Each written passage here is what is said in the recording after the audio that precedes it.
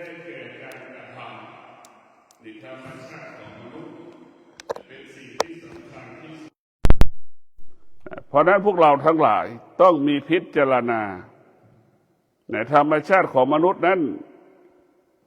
มันแพร่ระบาดไม่มีวันจบสิ้นไม่มีวันจบสิ้นไม่มีที่สิ้นสุดมนุษย์เกิดมาแล้วก็ตายแล้วก็เกิดมาแล้วก็ตายมันก็สืบเนื่องต่อเนื่องจนถึงพวกเราปัจจุบันนี้นับเป็นล้านปีมนุษย์เมื่อล้านปีเป็นฉันใดมนุษย์ปัจจุบันก็เป็นฉันนั้นก็คือความอยากมันยังมีอยู่ในตัวมนุษย์ทุกๆคนความอยากยังมีอยู่ยังเป็นอยู่ในตัวมนุษย์ทุกๆคนเพราะฉะนั้นพวกเราทั้งหลายความอยากนี่แหละจึงเกิดขึ้นกับชีวิต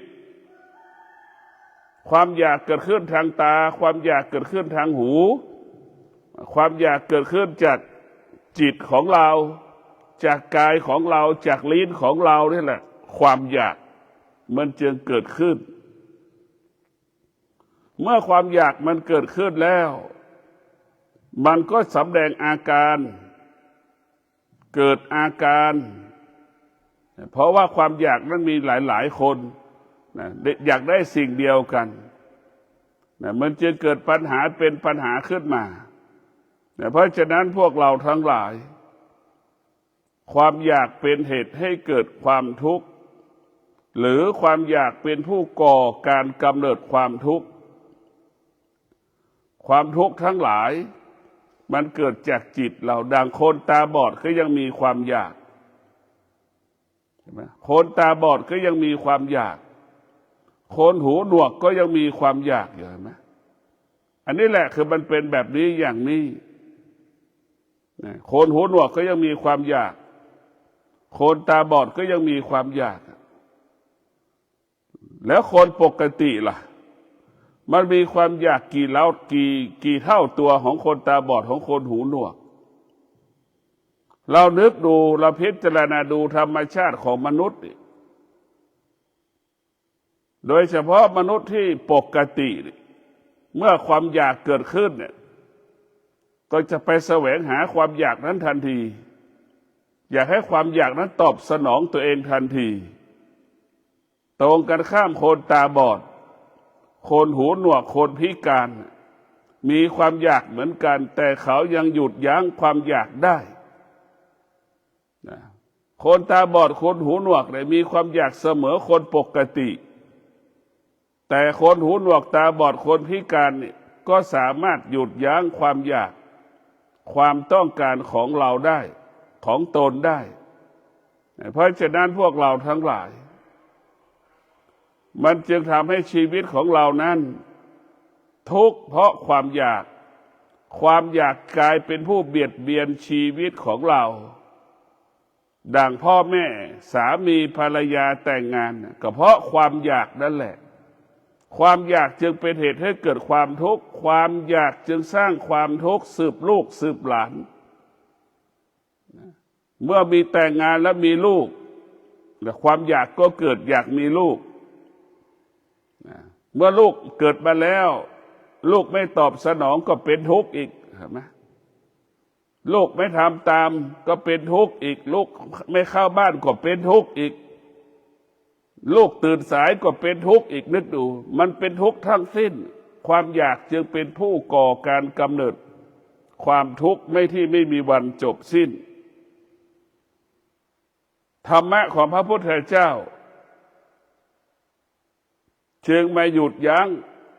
ยับยั้งความอยากของมนุษย์ใช้ความอดทนถ้ามนุษย์ทั้งโลกหยุดยั้งความอยากดังคนตาบอดได้หยุดยั้งความอยากเหมือนคนพิการได้หยุดยั้งความอยากเหมือนคนหูหนวกได้โลกใบนี้ก็สงบชีวิตเราคงสงบ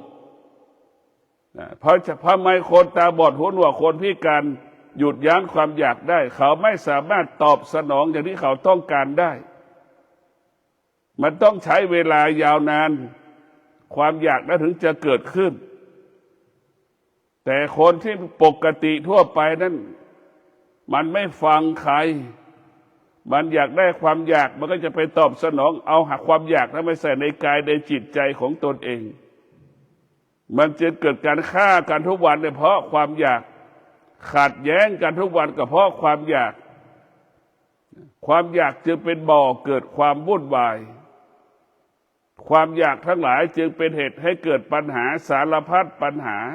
ให้กับมนุษย์และชาวโลกประสบอยู่ทุกวันนี้เพราะฉะนั้นพวกเราทั้งหลายธรรมชาติของมนุษย์ได้แก่ความคิดก็เป็นธรรมชาติเราก็คิดเราลำบากเพราะความคิดนี่แหละพระพุทธเจ้าเห็นธรรมชาติของมนุษย์มันเป็นก่อการกำเนิดความวุ่นวายธรรมชาติของมนุษย์มันวิบัติขัดแย้งแตกแยกประสบปัญหาต่างๆไม่มีวันจบสิ้นพระพุทธเจ้าจึงได้เห็นสภาพสิ่งแวดล้อมในพระราชวังตอนที่ดำรงตนเป็นเจ้าชายสิทธัตถะพระพุทธเจ้าจึงเห็นอาการสารพัดอาการปัญหาต่างๆที่เกิดขึ้นในพระราชวังพระพุทธเจ้าจึงได้พิจารณาทุกวันพระพุทธเจ้าจึงหนีออกจากธรรมชาติดังที่กล่าวว่าธรรมชาติเปรียบเสมือนกาวธรรมชาติเปรียบเสมือนกาวคนทั้งโลกก็เหมือนหนูติดกาวเป็นติดในความอยากก็เปรียบเสมือนกาวธรรมชาติก็เหมือนกาวนั่นแหละคนทั้งโลกก็เหมือนหนูติดกาวออกจากความอยากไม่ได้ไม่ได้ออกจากความอยากไม่ได้มันเกิดการอาการรุนแรงเพราะฉะนั้นพระพุทธเจ้าเจ้าชายสิทธัตถะดำรงตนเป็นเจ้าชายสิทธัตถะจึงเห็นอาการเหล่านี้ทุกวันจึงเกิดอาการเบื่อหน่าย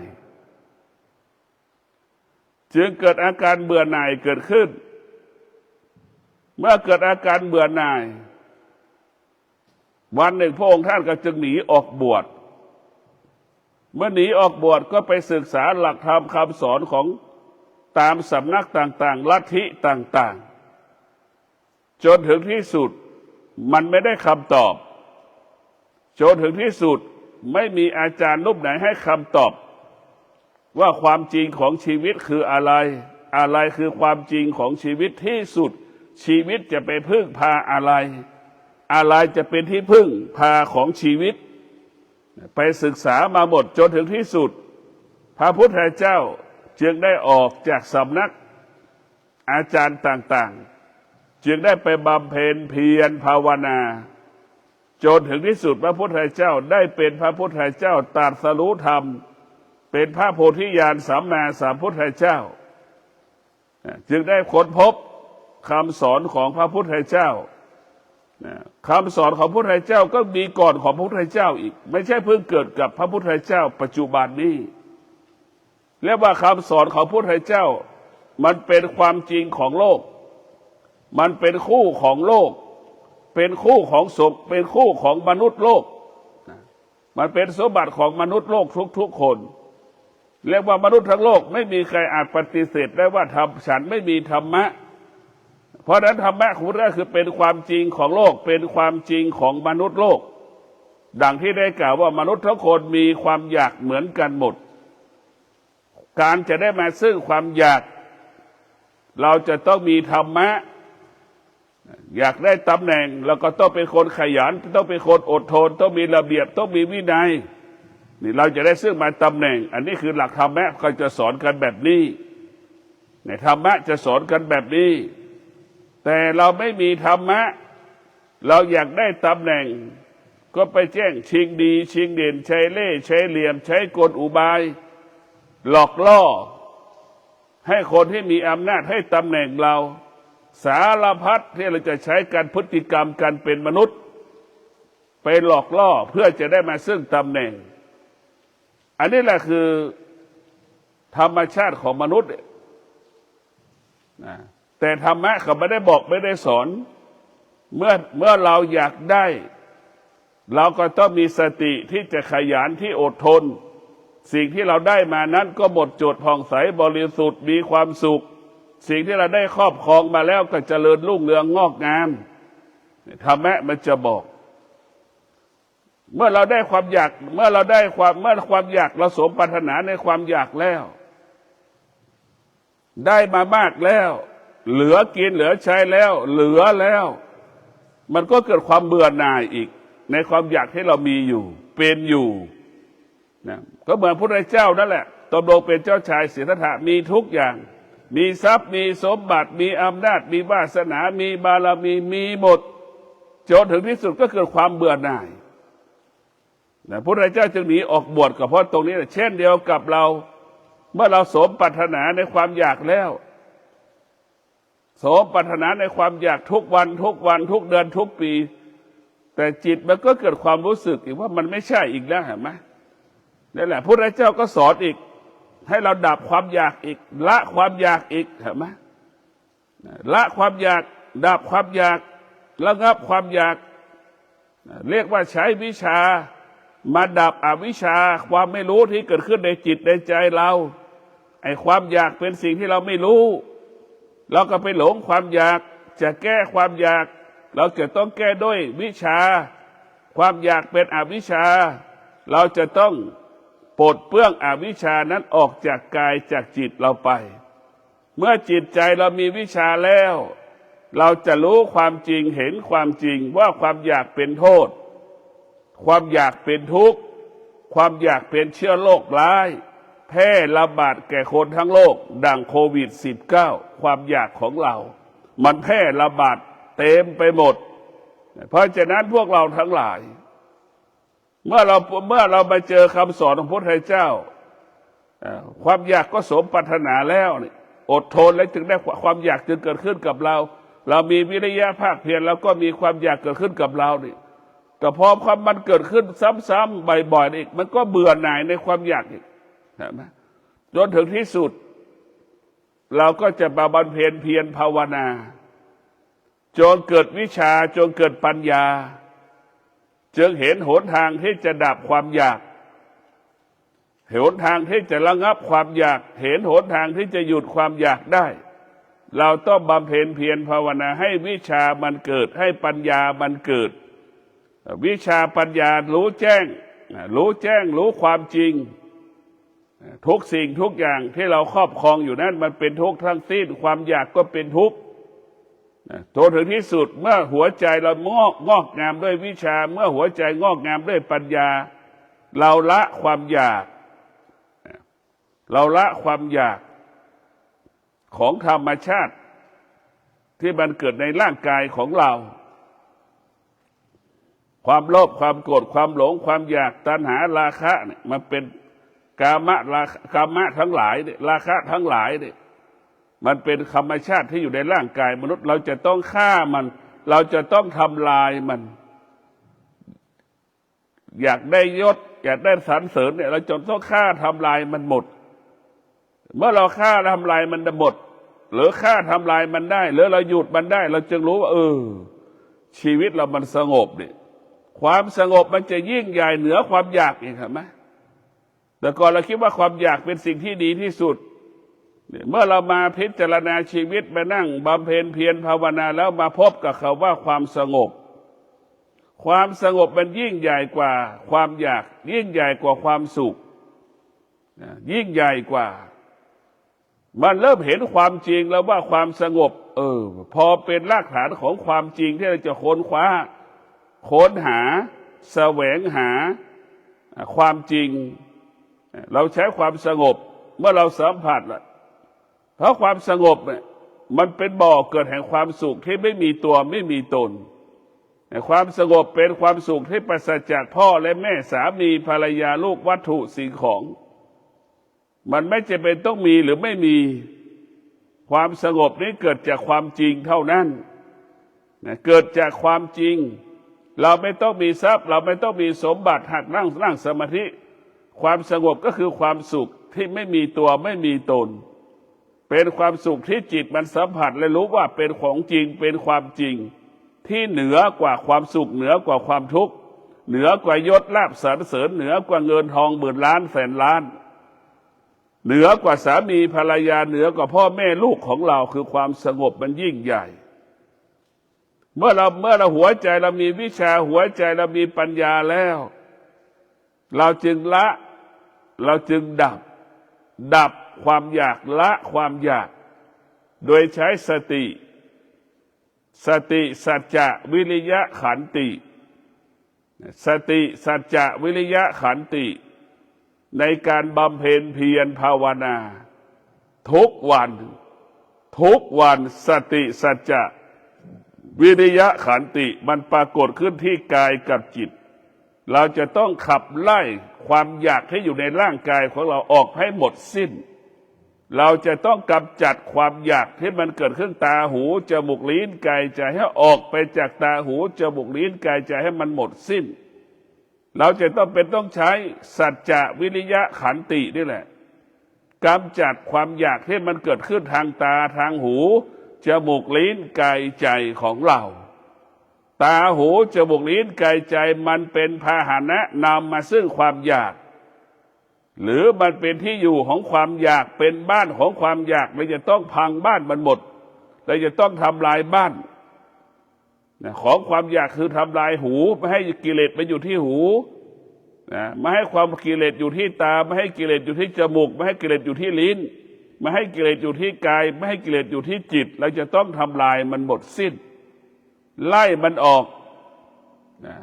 เหมือนคนที่ไม่อยู่ในบ้านเราจะต้องขับไล่มันออกให้หมดมันไม่ใช่บ้านของเขาตาของเราหูของเราเป็นบ้านเป็นที่อยู่ของธรรมะเราจะต้องออกให้หมดเราจะต้องสร้างบ้านใหม่ต้องทำความสะอาดบ้านใหม่เราจะต้องทำสะอาดตาของเราเปรียบเสมือนบ้าน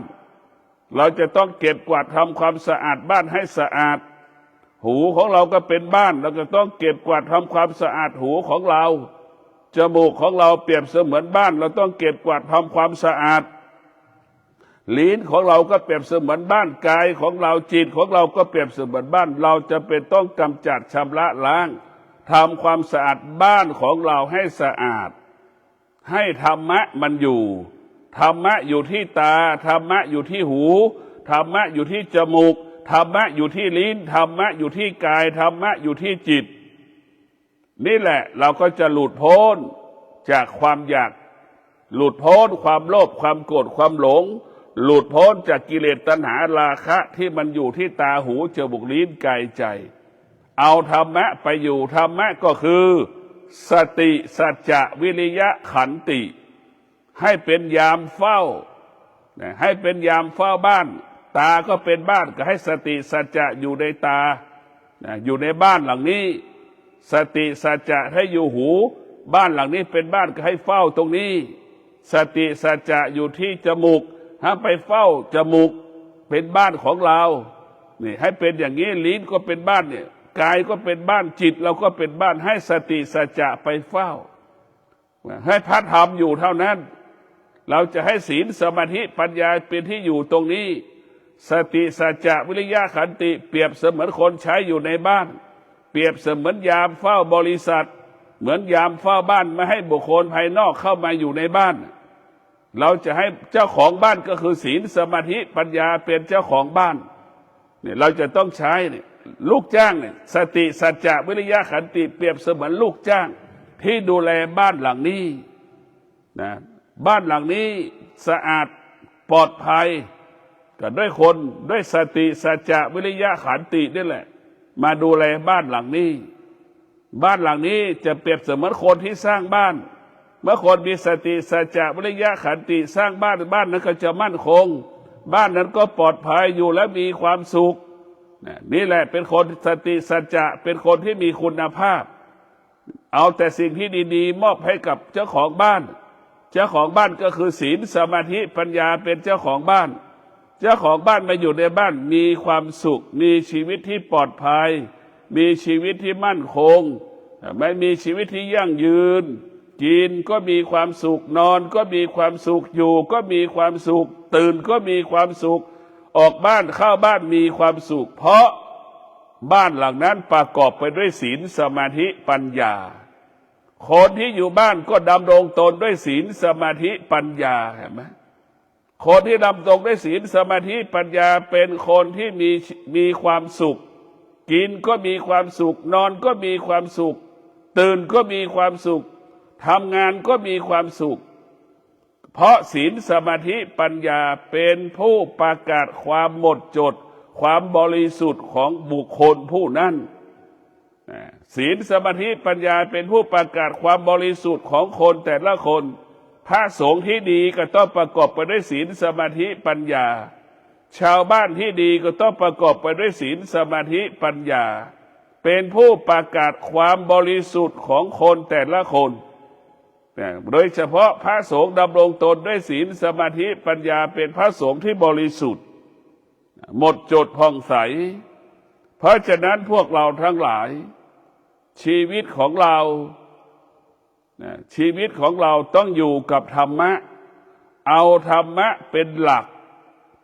เอาธรรมะเป็นหลักเอาธรรมะเป็นหลักเราจะต้องยึดธรรมะหมายถึงสติเมื่อเรามีสติชีวิตเราก็มั่นคงให้เข้าใจอย่างนี้เมื่อเราขาดสติชีวิตเราไม่มั่นคงเมื่อเรามีสติมันจะบังคับให้เราดำรงตนด้วยศีลเมื่อเรามีสติมันบังคับให้เรามีศีลแล้วดำรงมันจะบังคับให้เรามีสมาธิบังคับให้เราใช้สมาธิในการดำเนินชีวิตในการประกอบอาชีพยามใดเรามีปัญหาเราจะต้องใช้ปัญญาเป็นตัวแก้ปัญหายามใดที่จะพัฒนาเราจะใช้ปัญญาเป็นตัวพัฒนาเนี่ยศีลสมาธิปัญญานี่แหละเป็นหลักการที่เราจะต้องกำกับกำหนดควบคุมการดำเนินชีวิตของเราชาวบ้านชาวโลกจะต้องใช้ศีลสมาธิปัญญาเป็นตัวพัฒนาและตัวแก้ปัญหา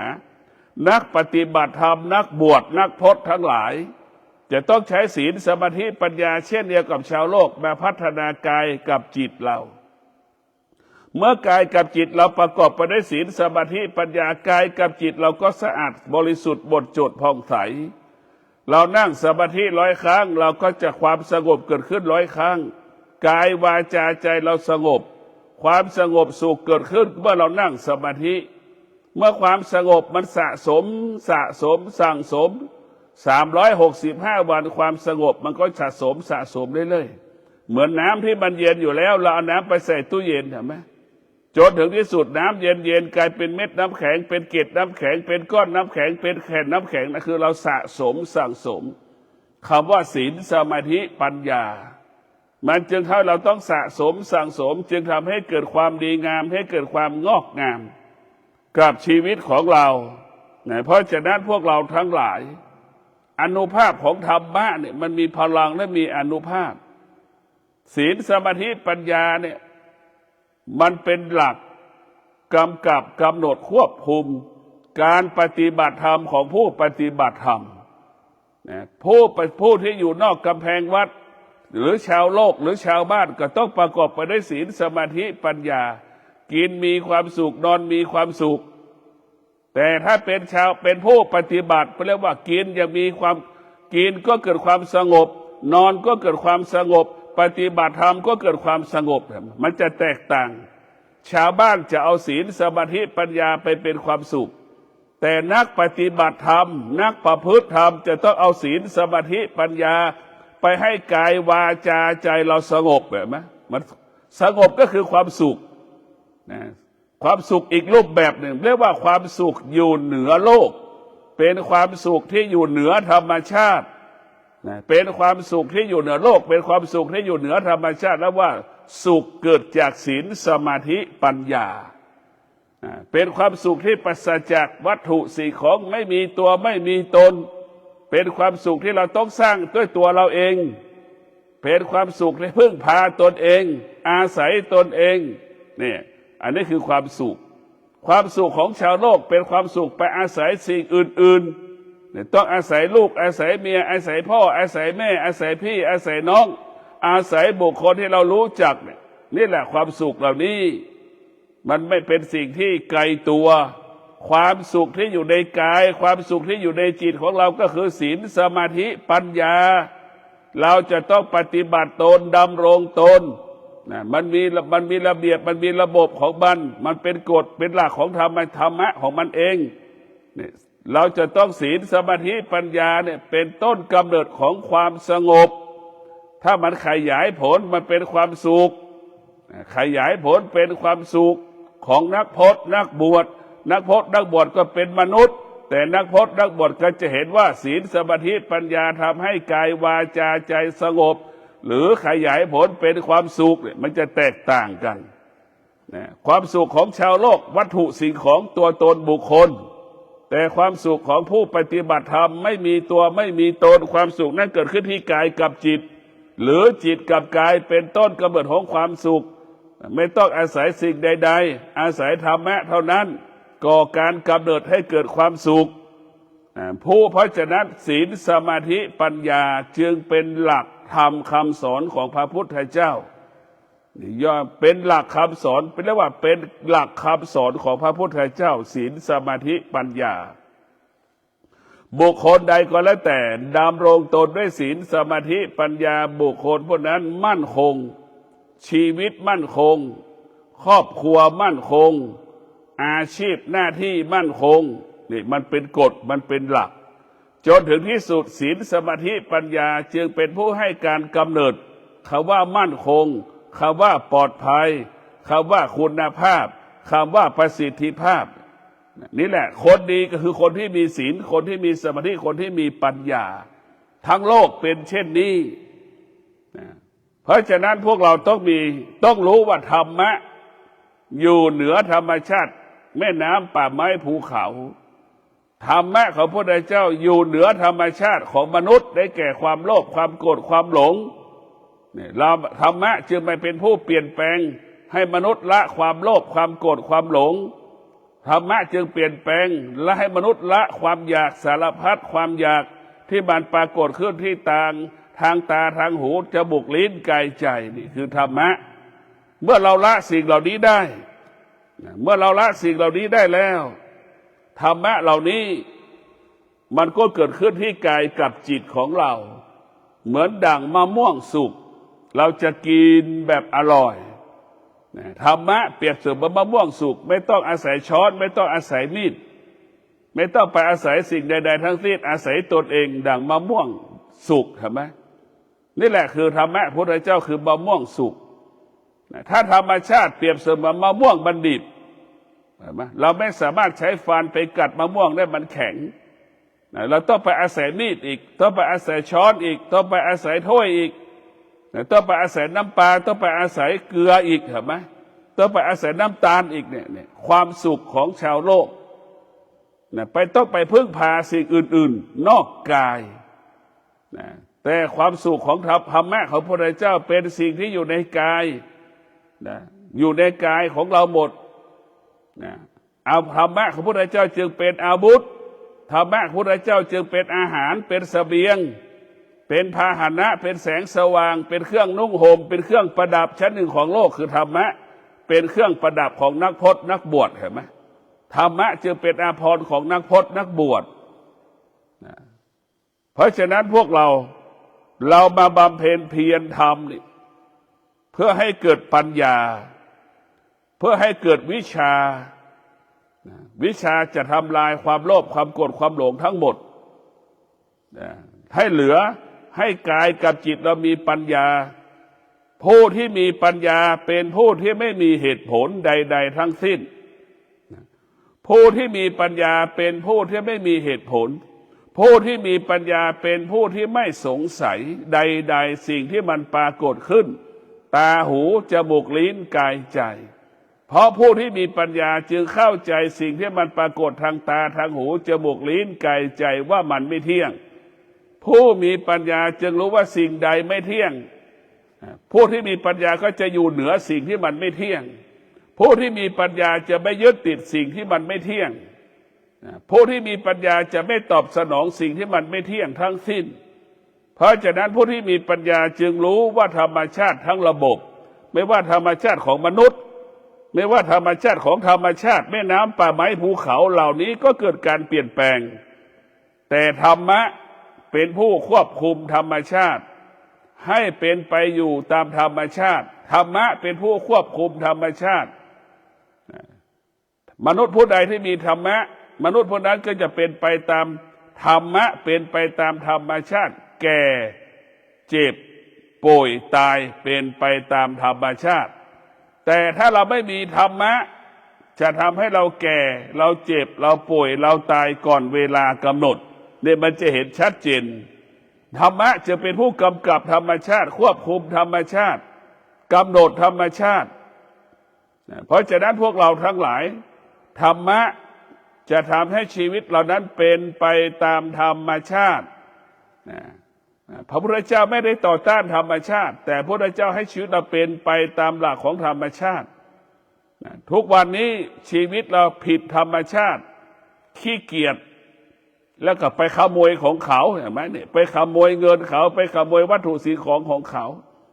เป็นคนขี้เกียจเป็นคนไม่ขยันเนี่ยแล้วก็ไม่มีทรัพย์ไม่มีสมบัติแล้วก็อยากได้อยากมีดังคนที่ขยันเนี่ยนี่แหละพุทธเจ้าสอนให้เรารู้ว่ามันผิดธรรมชาติมันไม่ดีนะเราจะได้เราอยากได้เราอยากมีอยากเป็นวัตถุสิ่งของต่างๆเราจะต้องมีธรรมะก็คืออดทนวิริยะภาคเพียรเราจึงจะมีสิ่งเหล่านั้นคนทั้งโลกก็เป็นเช่นนี้มีทรัพย์มีสมบัติเพราะคนเหล่านั้นมีสติมีสัจจะวิริยะขันติ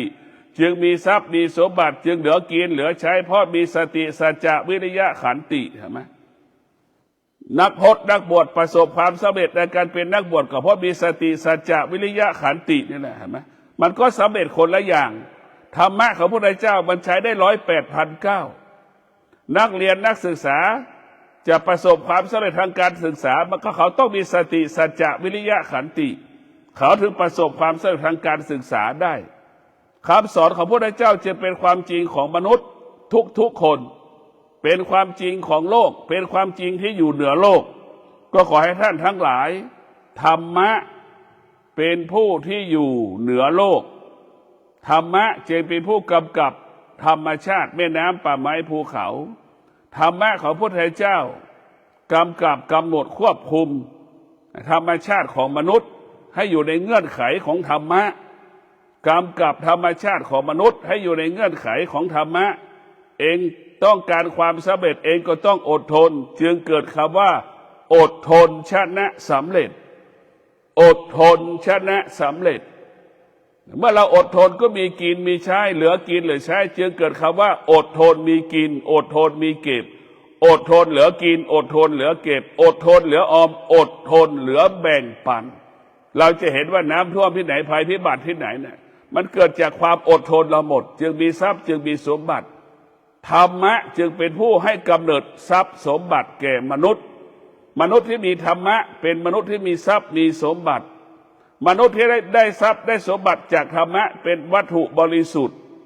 นะเป็นวัตถุบริสุทธิ์สิ่งของบริสุทธิ์มนุษย์ผู้ใดได้วัตถุสิ่งของมีเงินแต่ไม่มีธรรมะวัตถุนั้นไม่บริสุทธิ์สิ่งของนั้นไม่บริสุทธิ์ก็เพราะฉะนั้นพวกเราทั้งหลายธรรมะจึงเป็นก่อการกำเนิดทรัพย์สมบัติพ่อแม่ครูบาอาจารย์อบรมสั่งสอนว่าคนที่มีธรรมะจะเป็นคนที่มีทรัพย์คนที่มีธรรมะเป็นคนที่มีทรัพย์มันก็เป็นความจริงอดทนมีกินอดทนมีเก็บเห็นไหมความยากจนจะหมดสิ้นไปจากชีวิตเราไปจากโลกใบนี้ออกไปจากครอบครัวเราเมื่อหัวหน้าครอบครัวมีความอดทนความอดทนแก้ปัญหาความยากจนของชีวิตของเราความอดทนนี่แหละจะแก้ปัญหาให้กับความยากจนหมดสิ้นไปจากชีวิตของเราความอดทนเป็นทุนของคนยากจนเราอดทนเราจะต้องใช้ความอดทนเป็นทุนทุกวันเราอดทนไม่ได้คือเราลงทุนทันที